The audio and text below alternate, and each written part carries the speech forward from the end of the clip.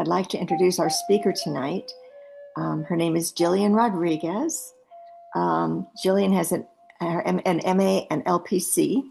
She's an adjunct faculty member at Texas A&M University, San Antonio, and the CEO of Trellis Counseling and Company. She specializes in suicide, pre, inter, and post-ventions, trauma and traumatic grief counseling. She served as a crisis and trauma counselor in Uvalde after the Robb Elementary School mass shooting tragedy and is an advisor for the State of Texas Child Fatality Review Regional Team. She's also an end-of-life doula, and that's how we came to know her. And tonight she's going to share with us the rituals of death here on our own country and in our community. And I feel it's going through a deep change right now. And then in honor of Memorial Day, she will also later this evening talk about the military and their death rituals and what they're doing surrounding death. So I will give this over to Gillian. Welcome. Thank you, Beverly. Thank you for having me, everyone, and just holding space for this evening's kind of information, conversation, contemplation. I think like there's just a couple of things that I want to check in with and hold space for before even getting started. The first of those is that some of these are hard conversations to have, as familiar as many of us may be with the topic of death and death care. I think it's still important to acknowledge that it's touching each of us differently this very evening. So take care of yourself first. If you need to log off, step away, turn the camera, this is totally up to you. You're not going to offend me in any kind of way. So please take care of yourselves first. I also do just want to share, it's important to me to share from a diversity perspective that the material that I'm presenting this evening is only from my professional experiences, my clinical experiences and background, which are very much kind of colored and shaped through the lenses of contemporary American institutions of higher education, among others. So the reason why that's important is when we're talking about, especially like American death care and going into like American military death care. It's important to acknowledge that there's a whole part of American history that is not taught as much in schools as it should be. There are many diverse perspectives that are incredibly important that I'm not necessarily knowledgeable of or privy to. And particularly the case for people of color, for Native American and Indigenous peoples to these lands. And it's important for me to just honor that and acknowledge that. I'm not the authority on the whole subject. And it's just, I feel really called to just sort of disclaim all of that. Okay, so with that in mind, should I go ahead and share the slides? Oh, they're being shared. Oh my. Maybe. Well, thank you. Okay, so with that in mind, I'm also very interactive, y'all. I love teaching. It's something I love to do. I teach my clients, I teach students, but part of teaching is learning, which means I really would welcome your input, your comments, kind of all of that as we go through. I will sort of check in periodically to just make sure this is even still, I'm not just talking to myself, right, in the Zoom ether. But please don't feel like you have to raise your hand or be formal. Just unmute yourself and share what you feel called to. You're welcome to do that in this space. Okay. So this evening, I'm going to be presenting something that I've put together called Honoring Those Before Us, a review of American and military death care traditions, rites, and rituals. It is also important to shout out the wonderful Abode, where I received my end of life doula training and just incredible support. Just personal, some of my favorite humans. And they've really made this possible. So special thanks to Abode and to everybody at Abode. Um, as Beverly mentioned, my name's Gillian. I have a master's degree in clinical mental health counseling, as well as a licensed professional counseling certification and licensure. I'm also retired. Feels weird to say that because I just turned 40 a couple months ago. But I'm a retired funeral director and embalmer in the state of Texas. That's two different licensures, and an end of life doula.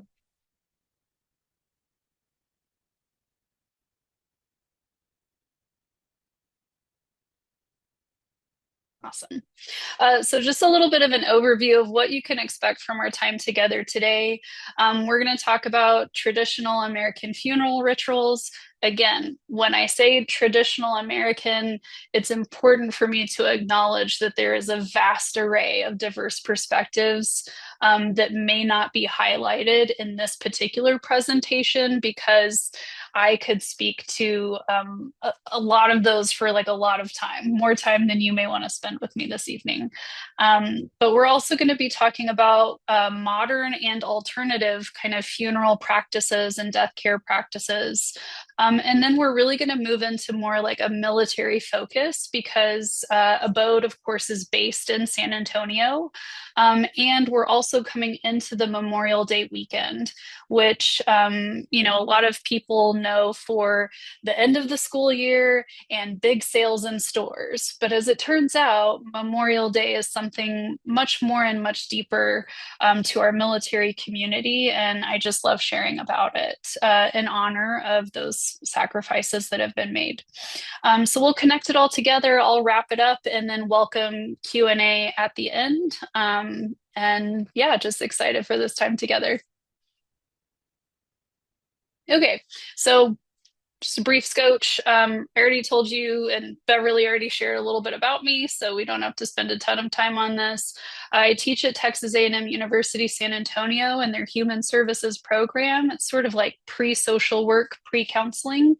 And I'm a two-time cancer survivor myself. Really excited to be able to say that. And I think that lends itself to sort of harder conversations too. And then just personally, because none of us are defined only by our work, I'm a huge foodie. I love to cook. I love dogs even more than I love cooking, and I love hiking. I'm going to be going on a big trip to the Redwood Forest starting tomorrow. So that's a little bit about me, and it's wonderful to meet all of you. Okay, so also, I'm happy to share these slides, so don't feel like you have to take notes or that this is going to be protected material. I don't really, yeah, I don't follow that. So, kind of just a brief history lesson and looking at the roots of some of these rituals that we have in modern day times.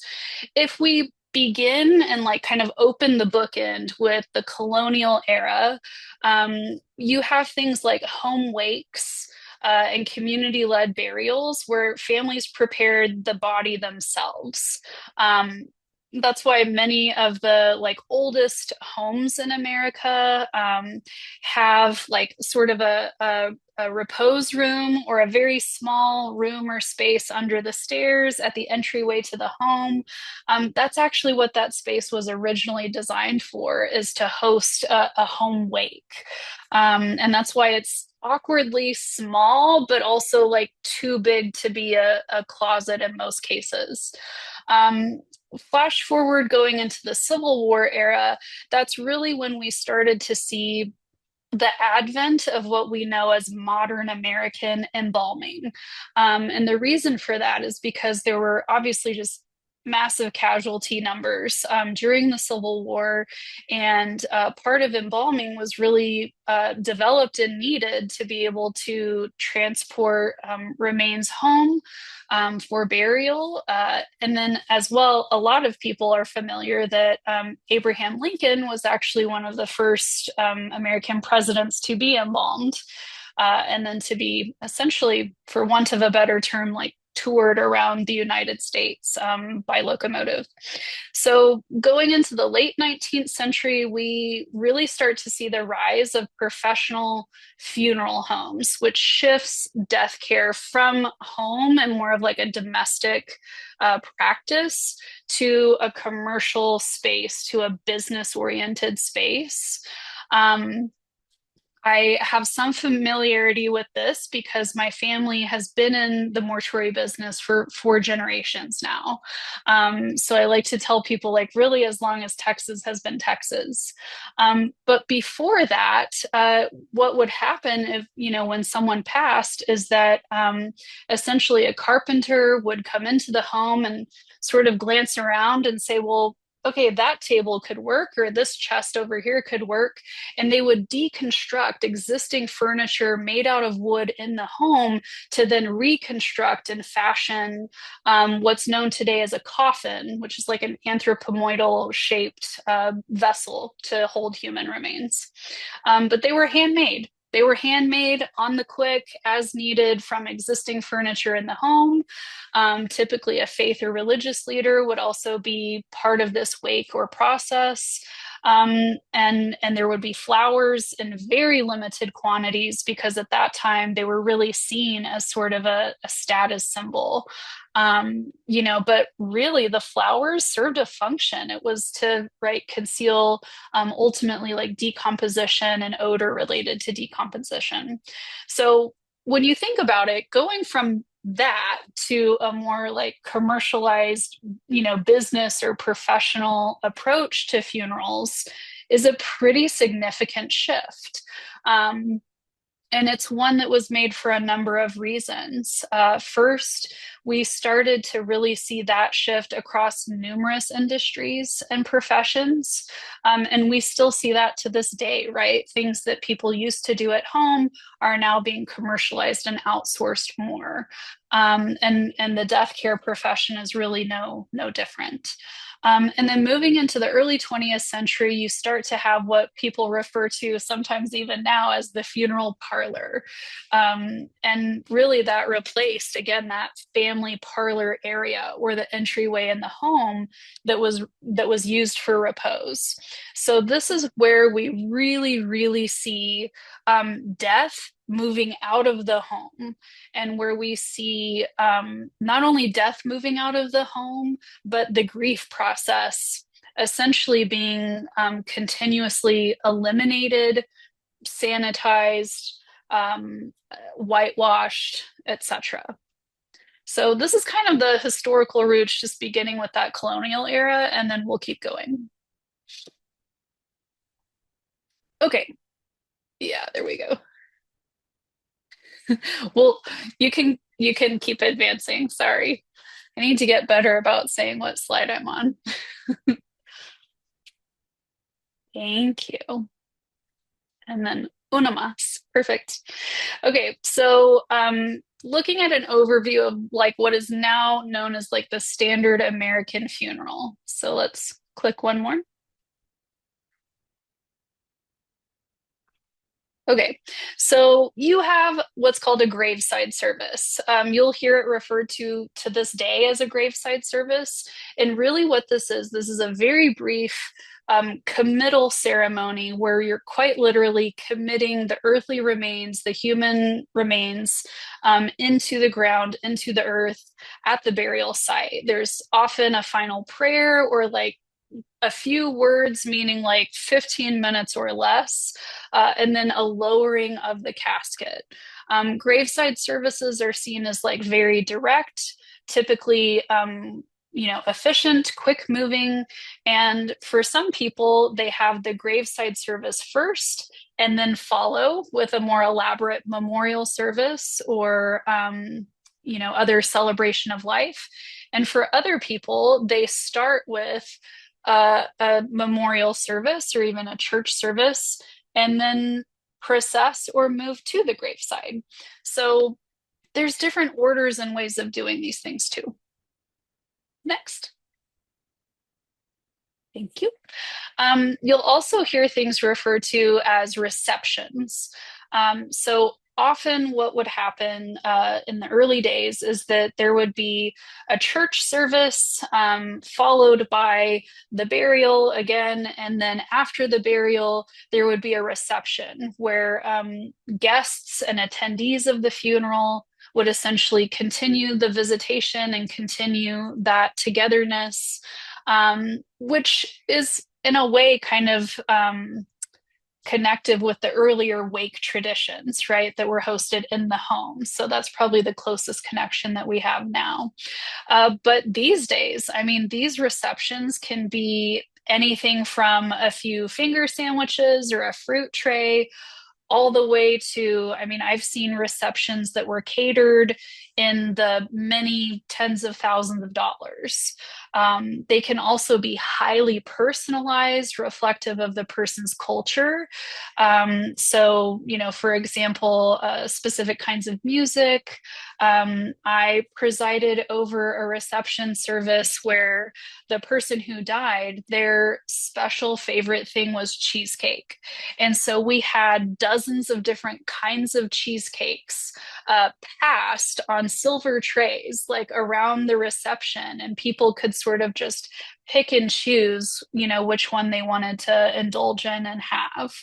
Um, so highly personalized, highly individualized, and really seen as a more like informal time of community togetherness and sharing. Next.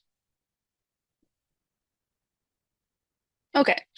We also have going into like modern and alternative practices. So there's lots of different terms here. Some of y'all may be familiar with most of them. We'll go over like a quick review anyway. Cremation. Cremation is currently the number one choice for what's called disposition, which is how do we literally dispose of the body. That's why it's called disposition. Um, Cremation is currently the number one choice. It has outpaced ground burial some years back. But essentially, what it is it's an incineration process where the human remains are placed in essentially something called a retort, which is a fancy way of saying an incinerator that can hold human remains, where they are then burned to the degree that they can be, usually over several hours at a very, very high level of heat. And then following that is when essentially what is remaining. So, for example, like bone fragments can typically remain after that heat process. Those fragments are then taken and placed in a sanitized stainless steel, essentially container, and then pulverized to what we commonly know conversationally as ashes. Some people call them cremains. I don't love that, but it's referred to in different ways. Couple myths around cremation that I do want to address. Different faiths believe that cremation is either incredibly sacred or incredibly sinful, and everywhere in between. It really depends on, you know, your unique values as well as the people that you're serving and who you're around. The Catholic Church did actually come out with a statement around cremation that allows and permits cremation. This happened actually more than a decade ago now, as long as all of the ashes are held in a single vessel, which is then committed to sacred or consecrated ground, like a cemetery would be. But cremation can take place after a funeral service. So it's kind of a myth that if someone is cremated, they can't be seen before they're cremated. That's not true. I've seen whole funeral services where someone was embalmed. We went to church, we had the whole affair, and then they were cremated subsequently. So there's a lot of flexibility around cremation because of that. Green burial, I know we're big fans of with ABODE, at least in part of our end of life doula training. Typically, with green burial, embalming is really not permitted. Biodegradable caskets are used out of like a woven material, often a wicker or a rattan. And the idea is that you're returning the body to the earth as naturally as possible. So, as you might imagine, you also would want to have that kind of service or disposition, within some relative timeline to when the death has taken place. Um, you'll hear people say things like celebration of life. This is often seen as a less formal, highly personalized service that really focuses on a celebratory or joyful nature. Not joyful that the person has died, but joyful about the life that they lived and really kind of getting in their highlight reel, right? Like this is the moment to sort of celebrate all of who that person was.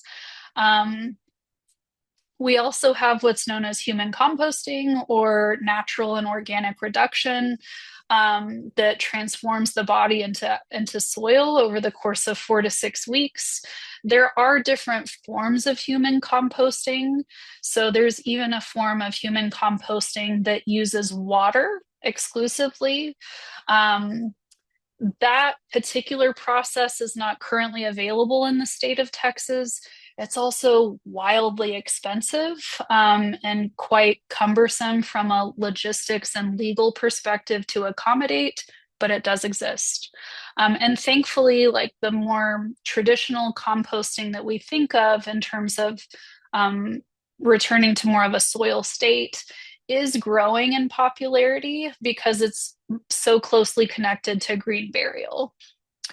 Um, COVID brought about the idea of virtual funerals. I know it's 2026. Never thought I would say those words. I'm sure my grandpa is just spinning in his own grave. But really, we had live streamed funeral services before COVID. They were just sort of stigmatized and really frowned upon. It was seen as tacky. It was seen as impersonal, and you're sort of broadcasting these more personal and heartfelt moments of sharing. But with COVID and that pandemic, almost all funerals really had to go online if they were had at all. Unfortunately, many people were not able to have any kind of service whatsoever because of the lockdown and because of those early restrictions. So things like virtual or live streamed services really gained huge traction and huge popularity, again, out of function. People needed to be able to connect and grieve, even if it was over Zoom or even if it was seeing a live stream. And we've seen them actually continue to this day because people got used to the what I'll say like the accessibility and the convenience of a virtual service, right? It meant that family members didn't have to travel great distances anymore at great expense or cost. It also means that people who are working or who don't have childcare are still able somehow to connect and tap into that service space while being able to, unfortunately, like also do what they need to on a daily basis. So they're not going anywhere, y'all. They're here to stay. And then, of course, we have our death cafes, which is really like community gatherings where these conversations are had openly and transparently in a way that is welcoming and facilitative of a greater understanding of death. Next. Okay, so kind of moving into military funeral information, eligibility, honors. It's this whole, I will say, sort of subculture of death care where military services are incredibly highly specialized, highly rigid and regimented, just as you might imagine they would be.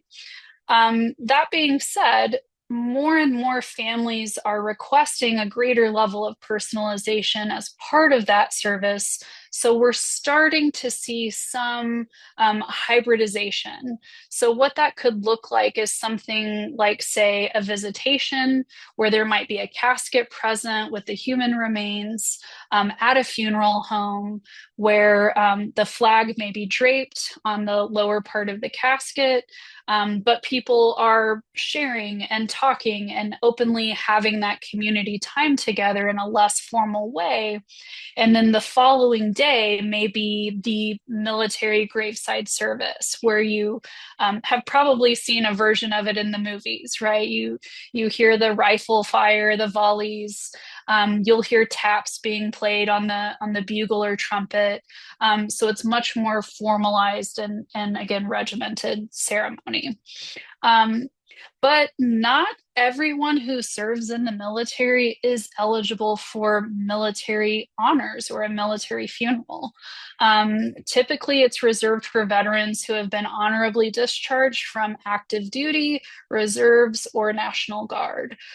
That's important to note because there are different discharge statuses of how people separate from their military service.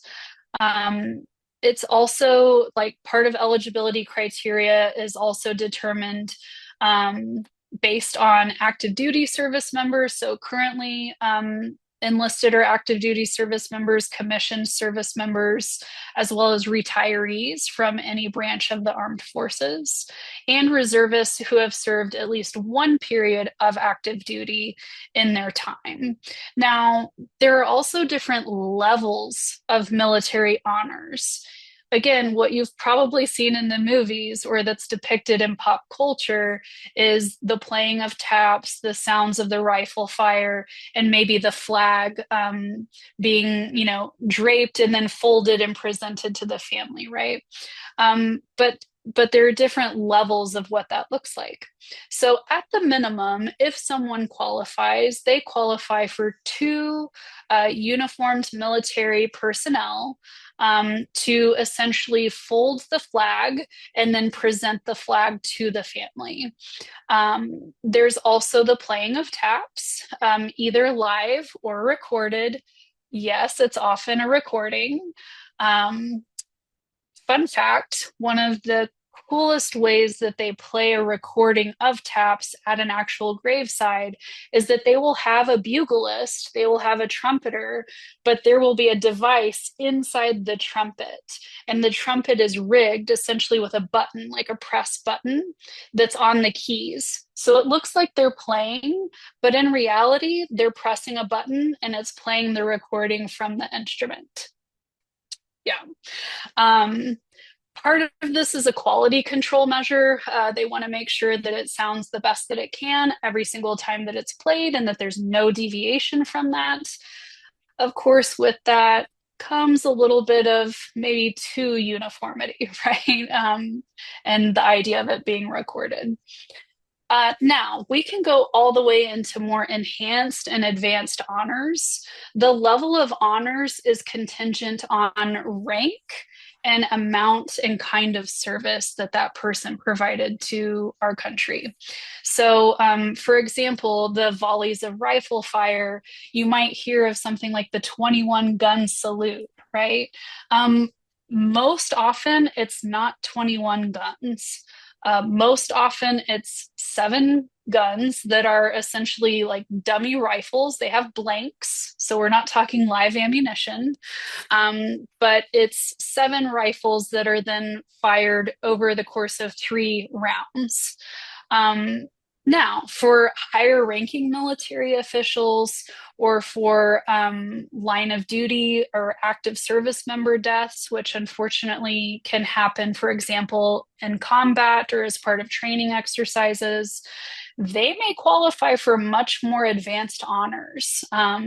For example, there's something called a military caisson, which is essentially a horse drawn carriage that the casket is placed onto.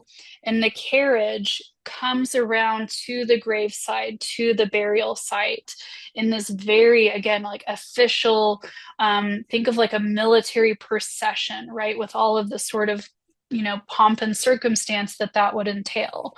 Well, it makes sense that that would be reserved for higher ranking members, and just depending on their kind of service and unfortunately their kind of death. So the nutshell version is that yes, there are military honors. Not everyone qualifies. Not everyone qualifies for all of the honors. It really just depends. Um, every veteran who dies is qualified to receive a flag. And those flags, other fun fact, are typically retrieved from, does anybody know where? Where do we get flags for military services? The United States Postal Service, of all places.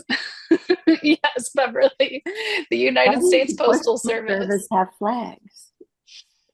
It's They're the flag. just it's just part of what they do. Now there are specialty flag like shops and providers, and of course now with the internet, you can really, you can order one from just about anywhere. But the flags that are used in military funeral services are a very specific length and a very specific width and dimension to be able to cover a full, again, sort of traditional American casket. So I caution people ordering them online because we all know how that can go. And sometimes they're not the right size or not the right flag. I've seen many mix ups there that are very challenging to kind of work through the logistics of. But more often than not, what a funeral director would do is we would take the DD 214, which is a military discharge paperwork that says how that person served, what their rank was, etc., and the status of their discharge. We present that DD 214 to the Postal Service, like at a post office, and they review it and say, yep, okay. And then they give us a box with the flag in it. Different funeral directors approach that differently. When I was a practicing funeral director, as soon as I received that flag, would be taken back to the funeral home, and then we would actually hand iron and press all of those flags to ensure they were completely wrinkle free and really like beautiful for that full drape and presentation to the family. Some funeral directors don't do that. That's okay too. There's no right or wrong way. It's just a particular thing. But that's everything you could want to know about some of those kind of processes and flags. Do they still fold the casings in the flag? They do. They do. The casings, so what Beverly's referring to is when those 3 volleys of rifle fire take place, the blank rounds that are fired do actually have casings that are discharged from the weapons themselves. And what they do is they retrieve those casings very, again, discreetly, carefully. And once the flag is folded into the trifold that many of us recognize as a military service fold, the casings are placed within the folded flag. Flag folding is an incredible, it's an extreme honor. It's an extreme privilege to be able to do. Not just anyone can do it. And it's done in an incredibly specific way. And I will also say that even for newer honor guard members who are folding a flag, I've seen them get all the way to the end. And when they go to inspect the flag and make sure it looks right for the family before they present it, they decide, nope, let's do it again. And they'll unfold the whole flag right then and there, and they'll do it again until it meets that standard of what the family deserves. So it's incredibly moving. It's incredibly poignant to see and to be part of. Every family I've served, and there's not many things I can say that about, every family that I've served who is a military family receiving these honors regardless of what their beliefs or other value systems were, they've all remarked something to the effect of the precision and the level of detail that that was delivered with and executed with was so deeply meaningful to them because it really demonstrated just an incredible level of care for their loved one. So it's a very specific process. Not anyone can do it. And if they don't feel like they've gotten it right, they will redo it until they feel like they've gotten there. Great question. Next. Okay, so there are some other core elements to a military funeral, again, depending on the sort of rank and status of the person. One thing we haven't talked about yet is how do pallbearers work and what even is a pallbearer? So in many sort of Judeo-Christian, westernized Christian faith beliefs, the pall is a sort of, excuse me, it almost looks like a large blanket or a large sheet that is draped over the casket, usually during the church service to symbolize the sacredness and the transformation of the person in the casket into a resurrected or heavenly space. That's where the term pall bearers comes from. It's not just the people who carry the casket, although that's what many of us know them to be. It's actually because once they get into the church and the pall is draped and placed, the pall bearers are the ones who then also refold the pall and return the pall to the church officials. But how we know pallbearers and in military services, pallbearers are often individuals who are the ones who physically carry the casket from the hearse into the service, and then from the service back into the hearse, and then same goes at the graveside. Basically, wherever the casket is going with that individual in it, you need pallbearers because somebody has to physically move this person and this casket. Average casket, especially a wood hewn casket, can be hundreds of pounds just by itself, right? Again, think about a large piece of wooden furniture. It's incredibly heavy. And then when it's occupied, can be even more so. There are such a thing as ceremonial pallbearers or honorary pallbearers, and that's where the funeral home staff takes charge of actually moving the casket mechanically, but ceremonial or honorary pallbearers walk alongside as that's happening. We typically see that if there's not physical ability within the people that the family has chosen to be pallbearer. Children, elderly individuals, people who just have different physical abilities for whatever reason, they can still serve as like an honorary perspective there. When it comes to military services, certain ranks are also again entitled to uniformed pallbearers. So that's 6 individuals, 3 on each side of the casket, who carry or escort that casket again with exacting precision. They march in lockstep, that's synchronized. They call out orders to each other based on how they need to move the casket. It's incredibly specific. And really, again, symbolizes a lot of respect for this individual's sacrifice. The 3 volleys of rifle fire I've already touched on, but they symbolize duty, honor, and country.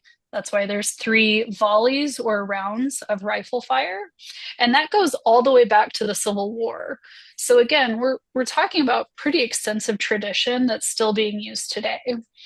And then we've also already discussed taps, which was originally adapted for funerals in 1862. They probably didn't have the recorded version of it. They had the real live thing, but nonetheless, it's something that carries forward to this day. And then the flag draping, again, depends on if the casket is open or closed. Just to be, you know, logistic oriented about it, if it's a windy day, there's actually something called a flag band, which is a giant casket size rubber band that's used to secure the flag onto the casket so that the flag doesn't blow off at the graveside service, or something else sort of, untoward or faux pas, right? So all of these like very specific details come with experience, come with time, come with knowledge. But these are the more core elements of military funerals. Next.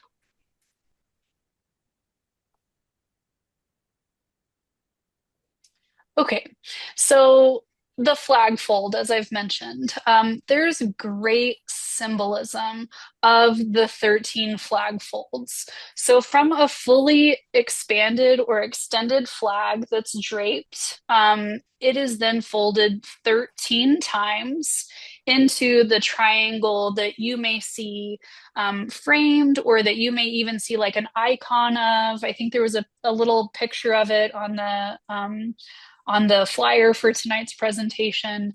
But each of those 13 folds represents something unique and a unique aspect of military service.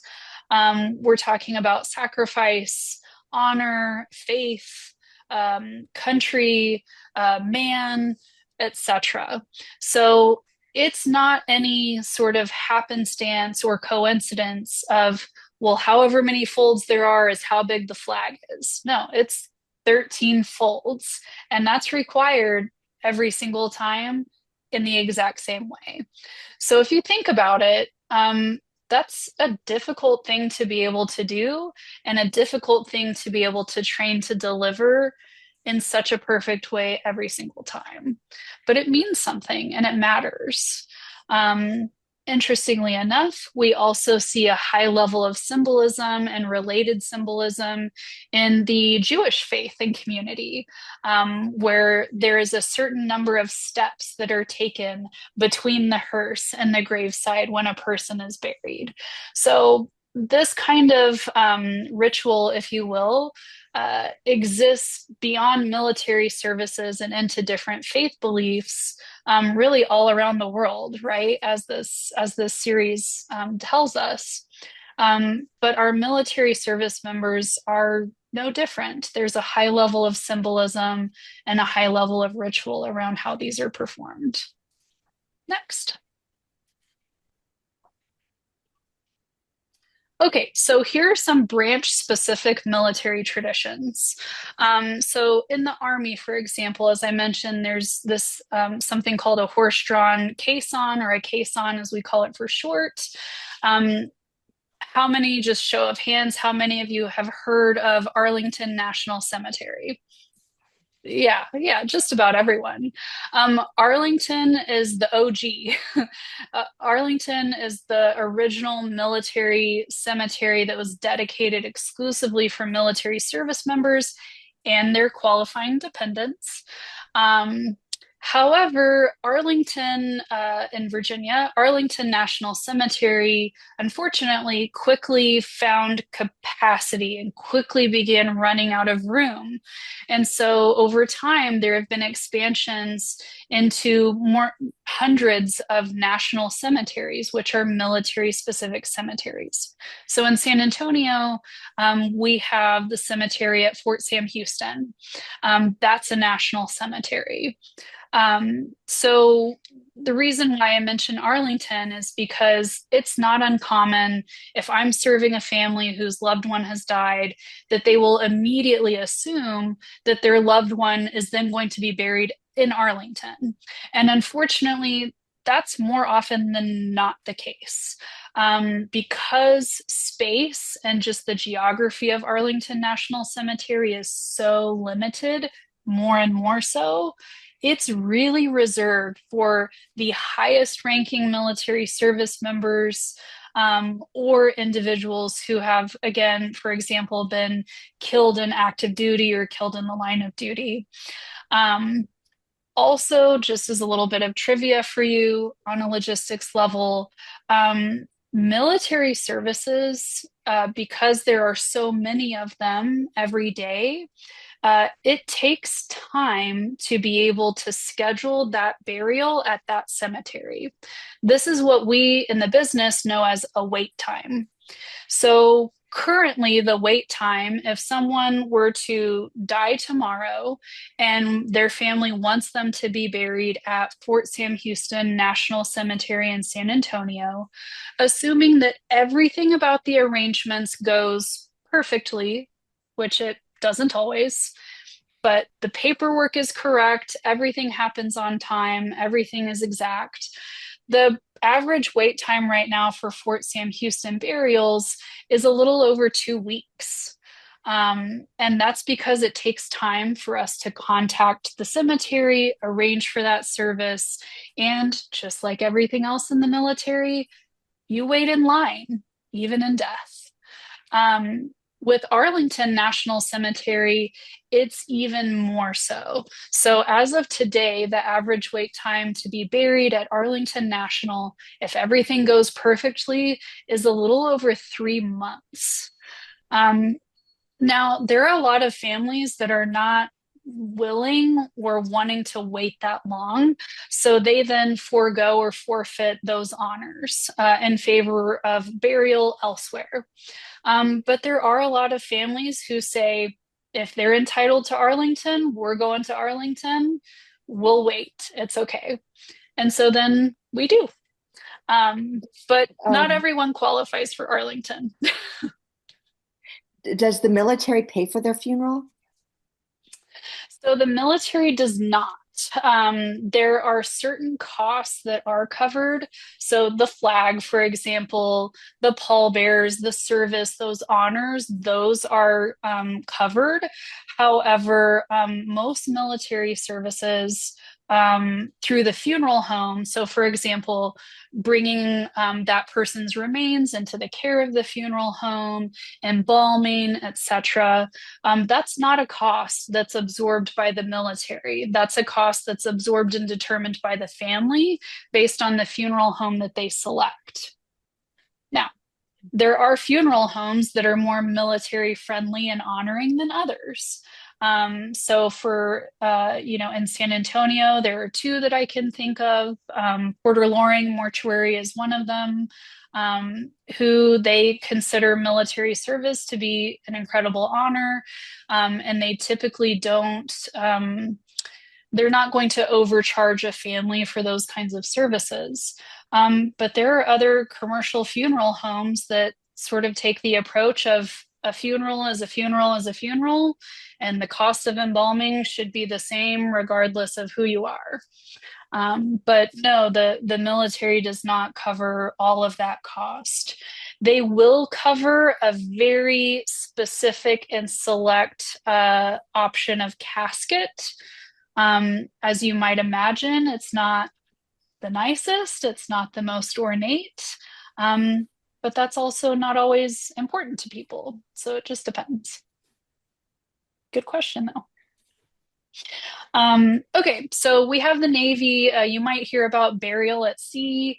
That is available, again, very limitedly and in very limited circumstances. It's not as simple as someone dies tomorrow and I call up the United States Navy and say, hey, can we facilitate a burial at sea? Meet us in the Gulf day after tomorrow. It doesn't work that way. um, and typically they're really reserved, those are really reserved for individuals who die on the ship and whose family authorizes them to be buried at sea.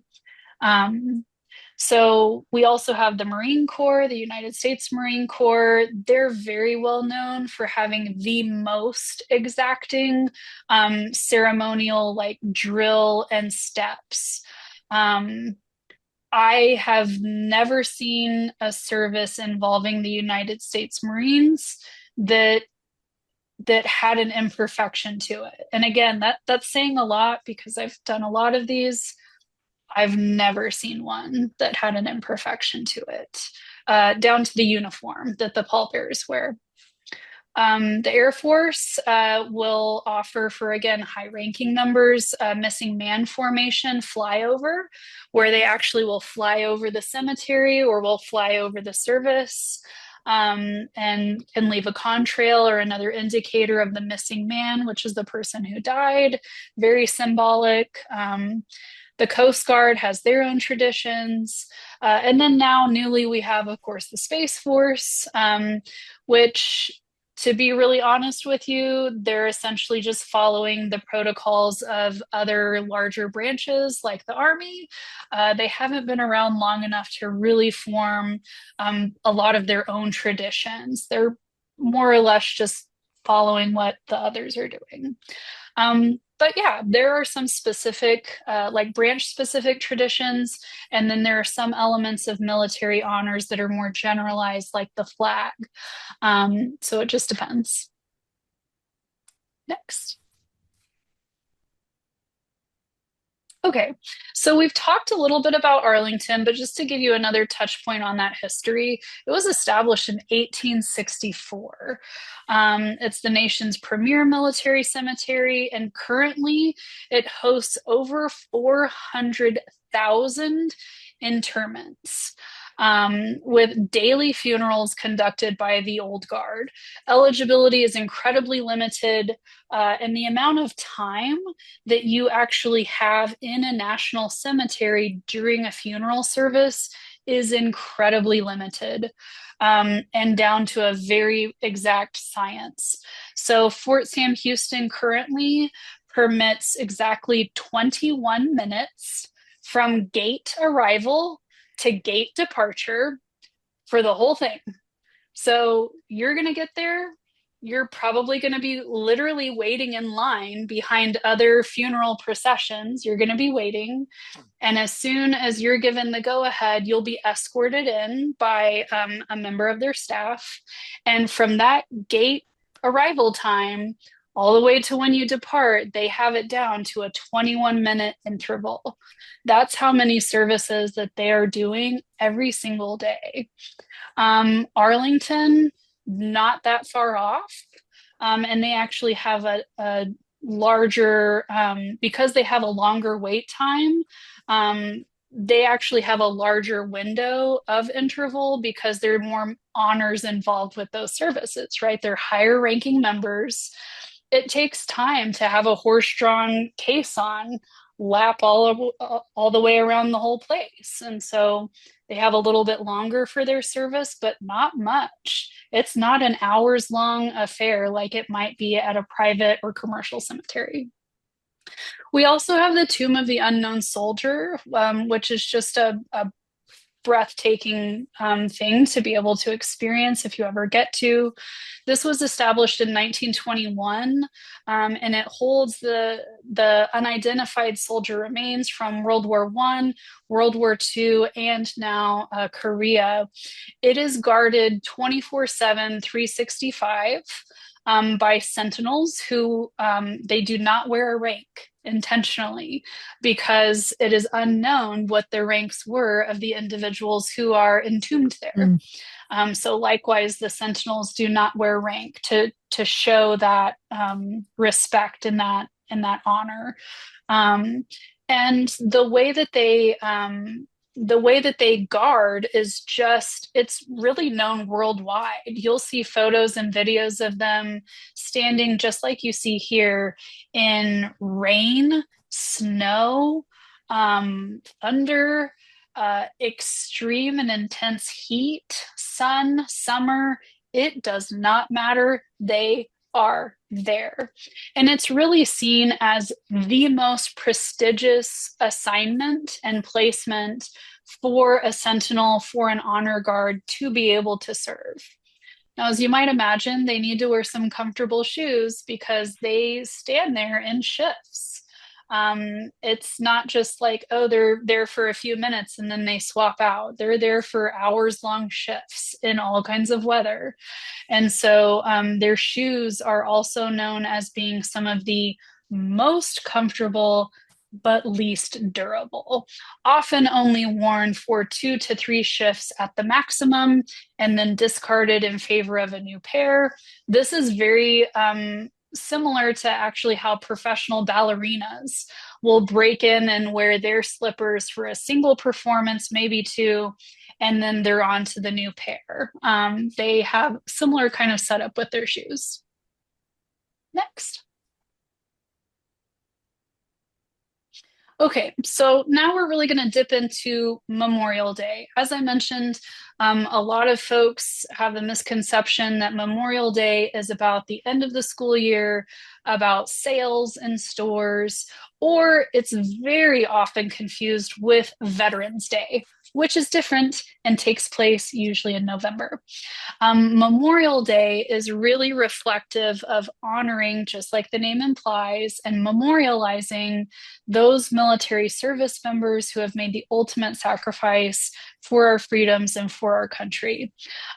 Originally, it came from Decoration Day, which was proclaimed after the Civil War, and it was officially recognized as a federal holiday, in 1971. Veterans Day, as a distinction, honors all military veterans, every branch, every service member, living, dead, active duty, retired, all veterans are part of Veterans Day, whereas Memorial Day is really about the veterans who are deceased. And typically, there's a national moment of remembrance on Memorial Day that's held at 3 p.m.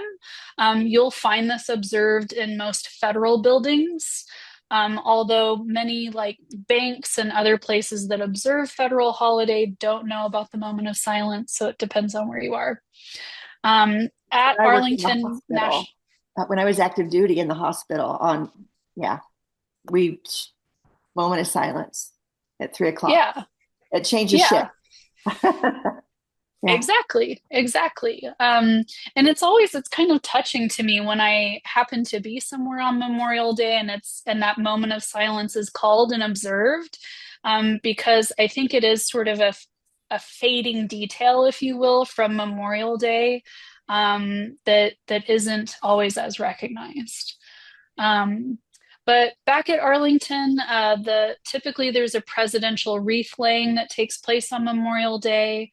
And you might hear of an organization called Wreaths Across America or Flags Across America.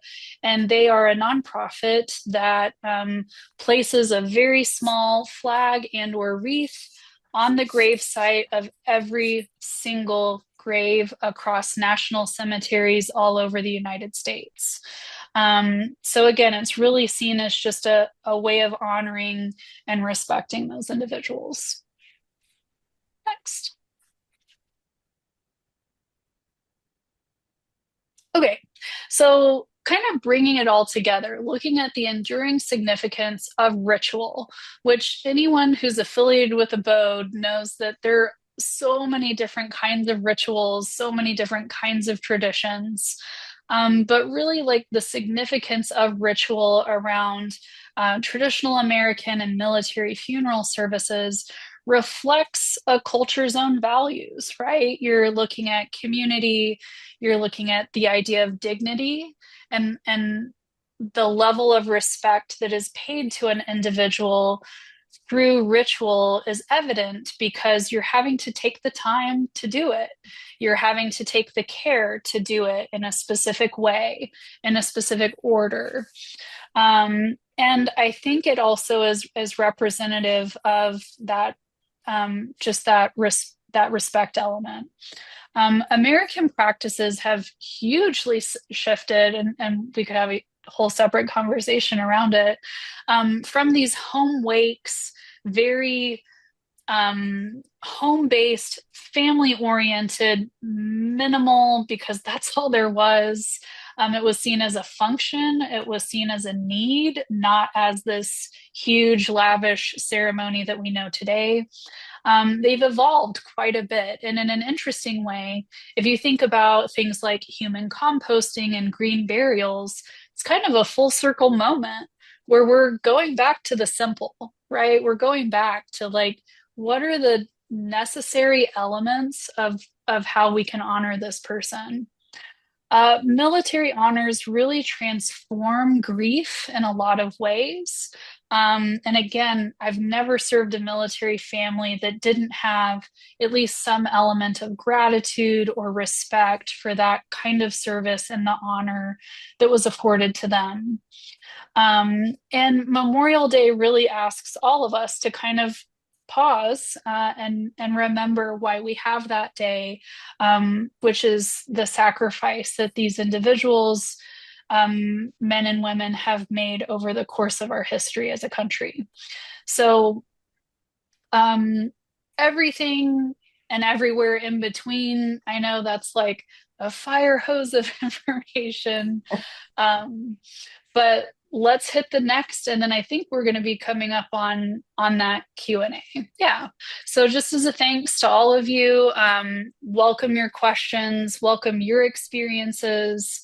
No such thing as a silly question, and I'm happy to sort of share it all. Wonderful. Thank you, Gillian. This was perfect. I really, really enjoyed it. Kind of going back to kind of a couple things. So people are cremating a lot more, right? And a friend of mine, he was a patient at ABODE, and he graduated from ABODE, and Tom's still living, and he ran the funeral guard out at Fort Sam. And he and his wife are very involved in this program where people find cremains at garage sales, in lock boxes, or in just a home where they're cleaning it out and they find an urn and they don't know who it is. And I guess there's a number on the bottom or something, but somehow they identify these individuals, and those that are military, if they can't find family or family isn't interested, those remains are brought here. And once a year, there's a ceremony at Fort Sam Houston.